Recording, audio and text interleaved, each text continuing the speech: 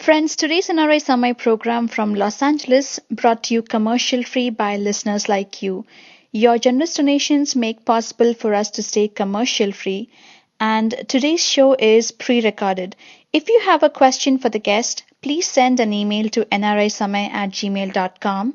We will follow up with the guest and find the answer for you. Thank you for your support. Welcome to all our listeners on NRSMA. Boko Haram has recently unleashed a wide range of violence in the northern part of Nigeria. That includes kidnapping, some ruthless killings, rampaging the whole entire villages. And it has been doing so for quite some time now, but unfortunately there is very little media coverage around this. And even the Nigerian authorities seem to be doing very less, and so is the international community. We have today on our show Ryan Cummings, who is the chief analyst for Red 24 in Africa. Red 24 is a crisis management company, and it provides support, assistance, and other kinds of advice within a crisis situation. So Ryan, welcome to NRSMA, and thank you for being on our show today. Thank you for hosting me. So Ryan, before we get into the issue of the violence, could you just give us a background on Boko Haram itself? Because it's not like, Boko Haram just came out of nowhere and started this mindless violence. What exactly is how did Boko Haram even start, or what's their agenda behind all those things? Yes. Well, still quite a lot of debate regarding how Boko Haram actually founded itself. I think the prevailing narrative is that the group actually started out as a social movement, or dawah, which is one that's just engaged in religious preaching and also providing access to surrogate public services to underprivileged communities within the city of Maiduguri, which is the capital of northeastern Nigeria's Borno state. However, the group's stance changed when the movement became quite popular, specifically under the leadership of its founding leader, Muhammad Yusuf.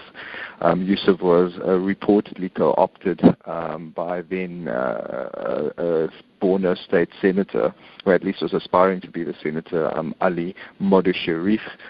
He promised Yusuf that in return for Boko Haram, or the Yusufia movement as they were called back then, support of his campaign to be elected as Borno State Governor, that in turn he would impose Sharia law across Borno State in its totality, which is obviously what Yusuf wanted, being an Islamic scholar himself. Basically, Yusuf put his full backing and that of his supporters behind Sharif, but when Sharif was eventually elected during the 2003 gubernatorial elections in Borno State, he failed to deliver on his promise, and while he did impose Sharia law to a certain degree, he didn't apply it in the manner that Yusuf demanded. From that point on, Yusuf continued his sermons, but the sermons tended to have quite a strong anti-government sentiment, and specifically it was anti-Sharif, who he branded to be an apostate. And what this did was it created a situation where Sharif, who was now Borno State Governor, started ordering crackdowns on Yusuf and his followers, the largest of which occurred in 2009, which is commonly known as the Maiduguri uprising, when Yusuf and as many as 800 of his followers were killed during a large-scale security crackdown on Boko Haram. Obviously, it was this incident in itself, which many believe conceived the modern-day and extremely brutal Boko Haram Islamist sect, which is now under the leadership of Abu Bakr Shekau, who was one of Yusuf's advisors, during the time that he was alive, and while he was obviously developing Boko Haram and its wider goals for, what its purpose was in Nigeria. Mm-hmm. So in 2009, when the crackdown happened, this is their response Yes. to that crackdown. Uh-huh. Yes, definitely, and that's where they tended to become more violent. I mean, often after Yusuf was perceived as being betrayed by Sharif after 2003, in conjunction with Boko Haram's rhetoric becoming a little bit more violent and anti-government in nature, they were also conducting sporadic attacks, targeting government facilities, specifically police stations and, other related facilities in northeastern Nigeria, specifically in Borno State and Bauchi, also in Yobe as well. But it was never on the scale of violence that we've witnessed, in the past 5 years or so. But it was definitely the situation in 2009 regarding the Maiduguri crackdown and the extrajudicial killing of Yusuf, which saw Boko Haram becoming extremely violent and more antagonistic towards both state and civilian interests within northeastern Nigeria. And then how it seems that, as soon as this crackdown happened, because this was already a social movement, so there was an organization already existing, but how, in terms of getting access to the weapons and in terms of expanding their operations, where do you think they get access to all these weapons, and how do they recruit the people into Boko Haram? Most definitely. Well, initially seemed that when Sharif and Yusuf formed the alliance, Sharif started providing Yusuf with quite a lot of access to various resources, and particularly financial resources at the time. I think it was part of the arrangement that there were claims that it was this money that Yusuf eventually had in his pocket and set aside and was able to purchase arms, which was initially how the group were able to procure, the various weaponry that they would subsequently use to execute attacks on police stations.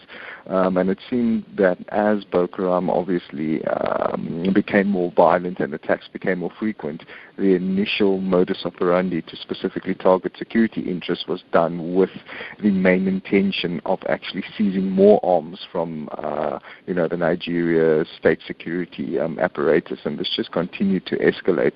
And a lot of the arms that Boko Haram has in its possession today has actually been garnered from attacks that they've directed against Nigerian security interests, and then subsequently they've obviously seized, I should say, various forms of ammunition and ordnance from the Nigerian army, which then has again been used to execute further acts of violence targeting, state and civilian interests.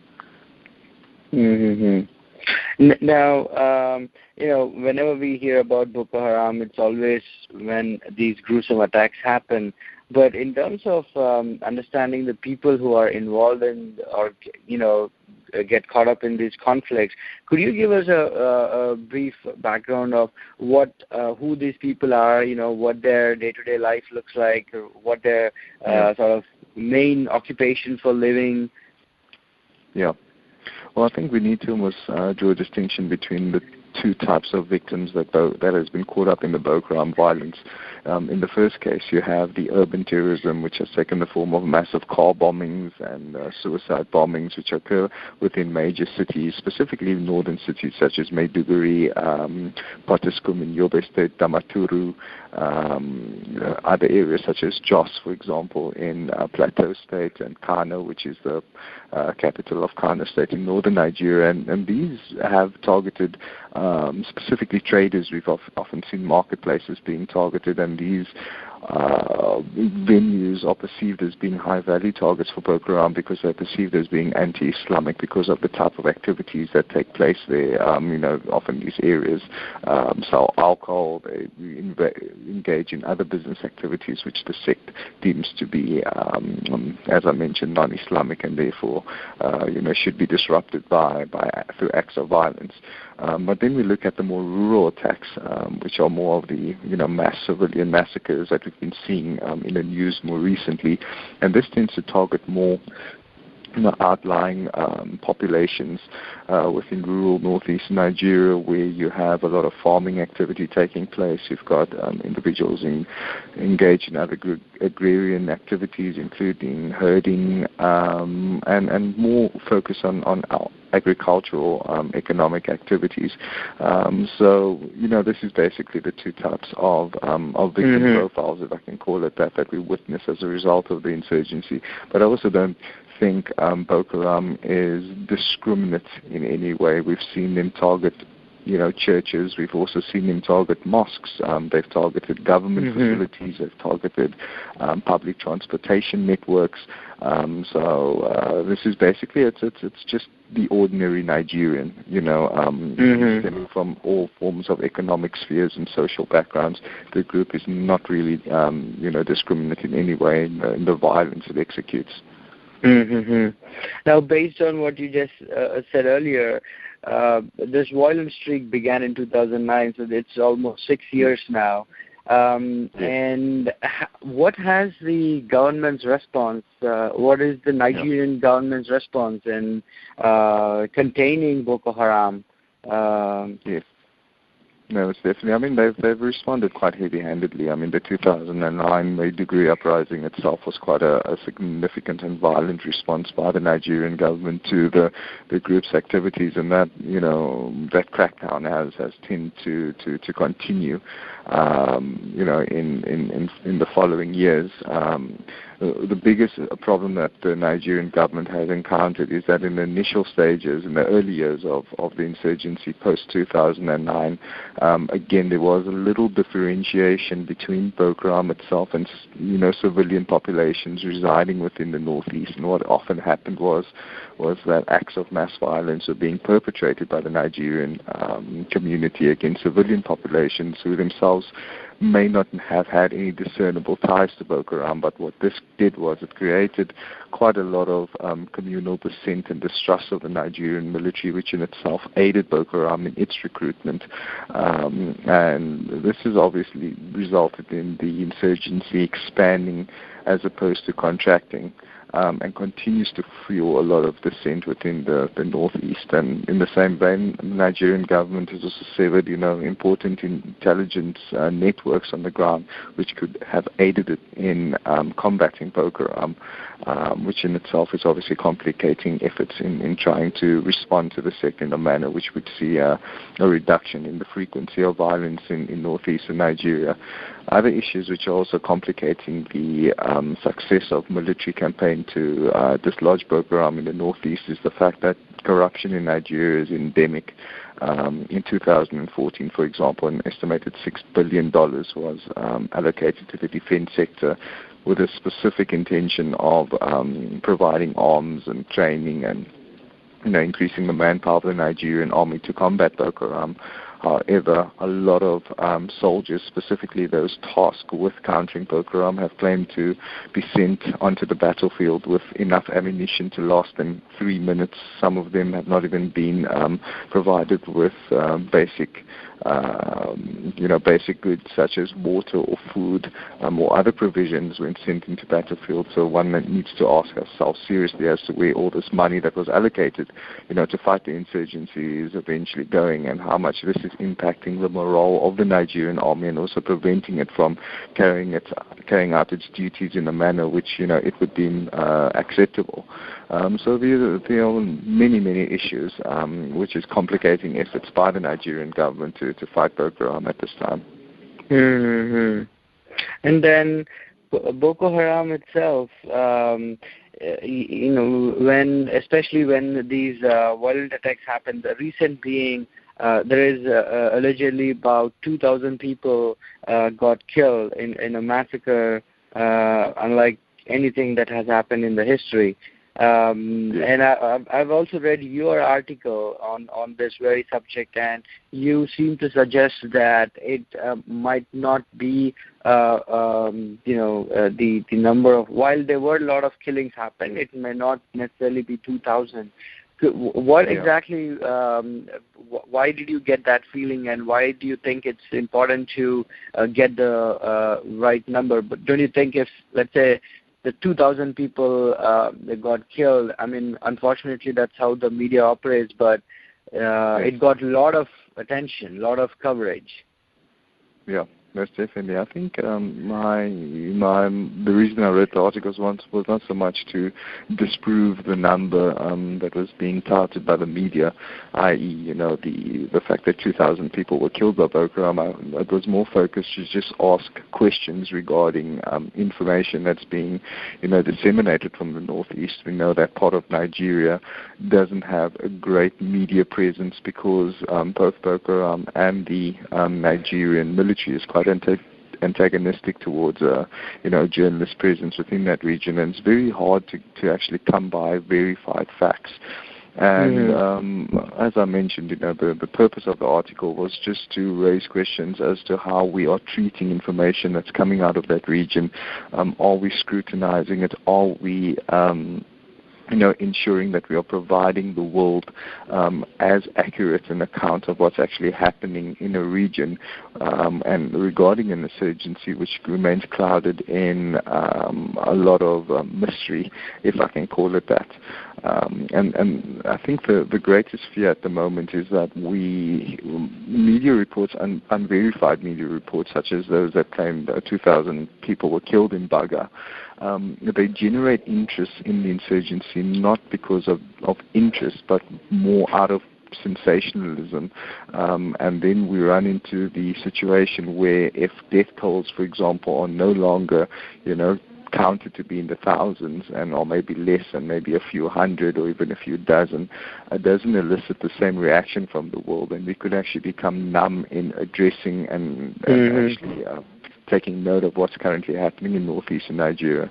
And I think the other issue is that we also need to realize that the Boko Haram insurgency has been politicized within Nigeria itself. The ruling PDP party has claimed that Boko Haram is nothing more than a construct of the opposition party, and the opposition party has again claimed that the PDP is actually behind the insurgency and trying to undermine, the millions and millions of opposition supporters which tend to live in northeastern Nigeria.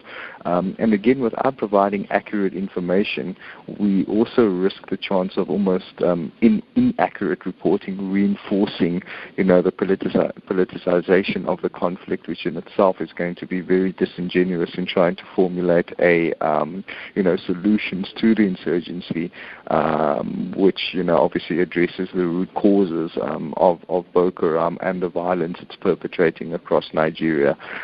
So I guess, from that side, my article was just calling for, greater focus and a greater scrutiny of information coming out of the region.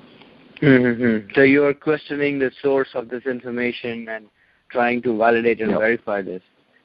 Most definitely. I just think media in general needs to, I think, be more cognizant of the responsibility of providing accurate information that is not rooted in sensationalism, but where possible, has been subject to corroboration or verification. And I thought that this was perhaps missing from accounts, suggesting that as many as 2,000 people had been killed by Boko Haram in a single town, which in itself would have effectively have meant that the sect would have killed as many as a fifth of the number of people in one instant that it's killed, in the 10 years that it's been operating, which is quite a mind-boggling number if one thinks about it.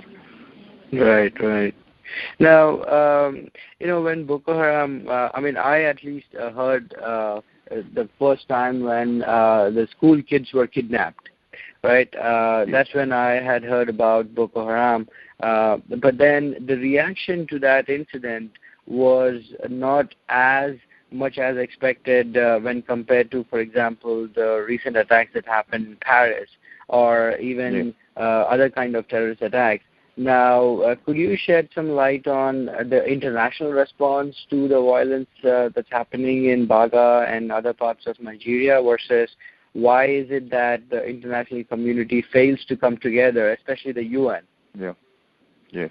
Well, I think we need to be realistic in the sense that a lot of attention that we are gauging in terms of what's happening in Nigeria and what's happening in other parts of the world, specifically in the in the Western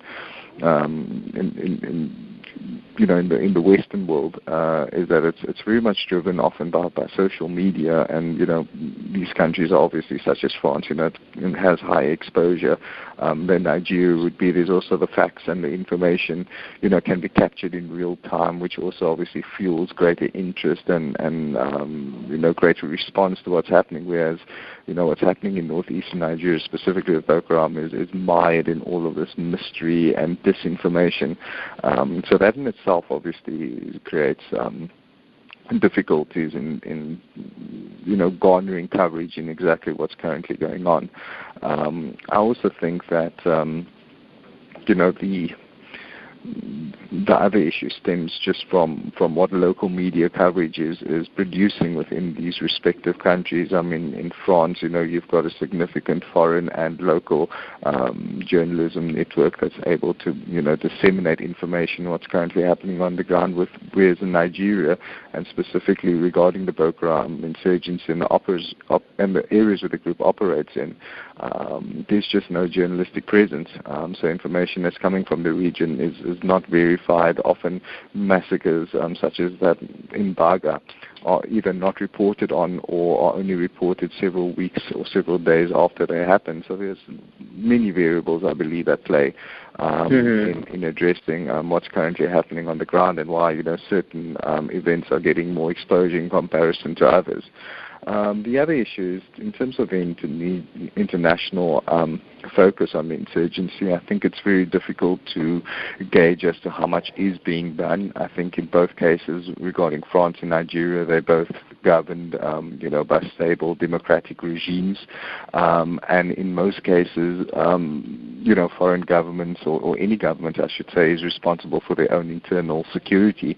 The case of Nigeria is that obviously the country has requested for assistance in fighting Boko Haram, but whether that would necessarily mean that Nigeria, for example, would allow foreign forces on its soil, that is a completely whole other matter, because it almost undermines, the sovereignty of Nigeria as a state, and also undermines the government's function as being, a responsible and effective government. So again, as I said before, many variables at play, which limits and also accounts for firstly the international exposure to what's happening in one country in comparison to another, and which is also basically drives the type of intervention that's being witnessed from both a regional and international perspective. The Boko Haram itself, right now, the problem is mainly isolated to the northern region of Nigeria. But do you see this Boko Haram also trying to spread to other parts of the country? Is there a danger that this is going to be an international problem, not Nigeria alone anymore? I think, definitely in terms of what's happening in Nigeria, I think the northeast still remains most vulnerable to the insurgency. And what we could probably see is that Boko Haram will continue trying to assimilate territory within northeastern Nigeria and obviously expand areas that have currently fallen under its control. But it seems that Boko Haram's endgame is it wants to replicate an Islamic empire which existed within West Africa for several centuries, known as the Borno-Kanem Empire. And this empire spanned across various countries, including Nigeria, Chad, Cameroon, and Niger. And it seems that, as I mentioned, Boko Haram wants to actually replicate this emirate which existed. So therefore, there's a very, very credible chance. I mean, we've already seen Boko Haram operating in Cameroon, carrying out mass kidnappings there, also targeting Cameroonian security forces. There's even been evidence of Boko Haram operating in Niger. and talk about the group possibly expanding to Chad. So while it currently seems that Boko Haram is still a Nigeria problem, I think there's very, very much evidence available at this point in time to suggest that the insurgency may become one of a more regional nature if left unaddressed in the short term. Mm-hmm. Cool. Now, before I let you go, Ryan, I want to ask you this. Now, you're based in Cape Town, South Africa. Yes. What's your source for all this information on what's happening in the heart of Nigeria or in the northeast part of Nigeria? Yes.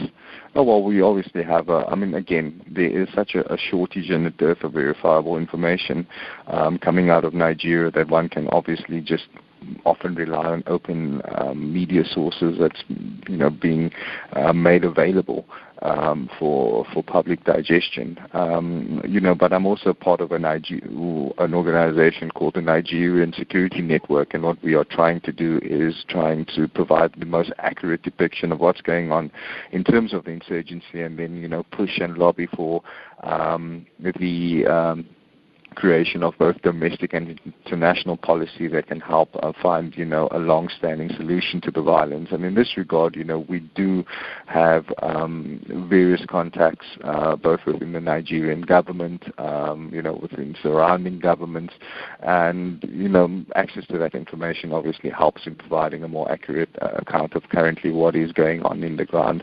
But as I mentioned again, the situation specifically with reference to trying to assimilate, credible information and clear evidence of what's going on is at a severe shortage at this stage.